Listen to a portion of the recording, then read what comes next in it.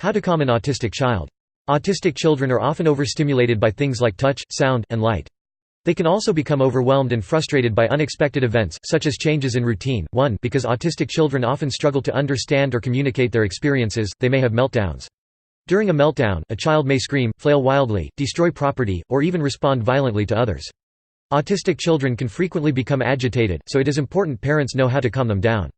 Every child is different, so try several techniques to find the ones that work best for your child. Preventing and dealing with meltdowns. Figure out what triggered the meltdown. Finding the cause can help you keep them away from whatever is upsetting them. This is important in calming an autistic child. Observe your child and try to figure out the triggers for certain behaviors. If a parent or guardian is aware of the child's triggers, they may be able to avoid it. Keep a notebook to record the child's common triggers will help you to prevent triggering meltdowns. You might also consider using a smartphone app to log meltdowns and their causes. Some common triggers for meltdowns in autistic children are changes or disruptions in their normal routine, overstimulation, frustration and communication difficulties. 2. Meltdowns are different from tantrums. Tantrums are thrown on purpose, as a power play, and will stop once you give in.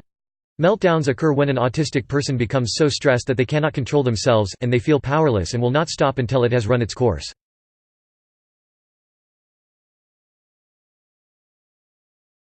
Stick to a routine. When there is a routine to be followed, the child can predict what will happen next. This helps to keep the child calm. Illustrated schedules can help the child visually see the routine for the day or week. If you know that there will be changes to the routine on a given day, make sure you take the time to prepare your child. Talk to them beforehand and communicate these changes clearly and patiently. When introducing your child to a new environment, it's best if you do it when there is less stimuli. This means bringing your child at a time when there is less noise or fewer people.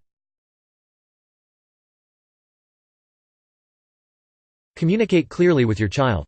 Verbal communication is a source of frustration for many autistic children. Talk patiently, respectfully, and enunciate clearly. Avoid shouting or adopting an aggressive tone, as it may worsen the meltdown. 3. If verbal communication is difficult for your child, try communicating through pictures or other forms of AAC. 4. Remember that communication goes both ways. Always listen to your child, and make it clear that you value and respect what they have to say.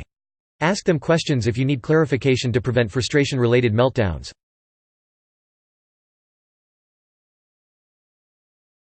Distract the child if you suspect the cause is emotional, psychological. When your child is upset, you can sometimes calm them down by diverting their attention. Try playing enthusiastically with a favorite toy, watching a favorite video, or listening to a favorite song. If possible, involve their special interests.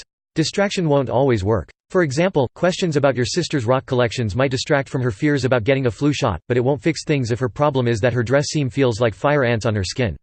Once the child is calm again, it is a good idea to talk to them about what made them angry or stimulated them in the first place. Ask them what happened and work together to find ways to prevent it from reoccurring. 5. Change the child's surroundings. Your child may be upset because they are hypersensitive and overstimulated. When this happens, it's a good idea to simply bring the child to a different environment, or to change the environment, e.g. turning off loud music, to reduce overstimulation. For example, if your child experiences fluorescent lights as a trigger, it is better to take your child to a room with alternative lighting, rather than forcing the child to put up with it. If the child is in a location where the environment cannot easily be changed, take precautions. For example, you could give your child sunglasses to prevent hypersensitivity to light, or earplugs to drown out noise to wear in public places. Brainstorm precautions with your child.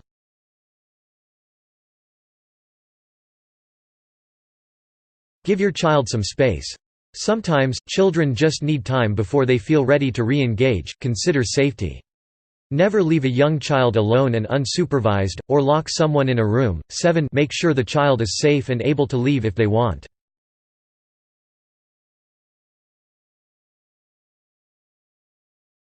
After the meltdown, discuss it with your child. Use a solution-based approach. Instead of blaming or punishing your child, talk about ways to prevent meltdowns and better cope with stress. What the child believes caused the meltdown. Listen patiently. How similar situations can be avoided in the future. More effective coping strategies: taking a break, counting, using deep breaths, asking to leave, etc. An escape plan to end future meltdowns.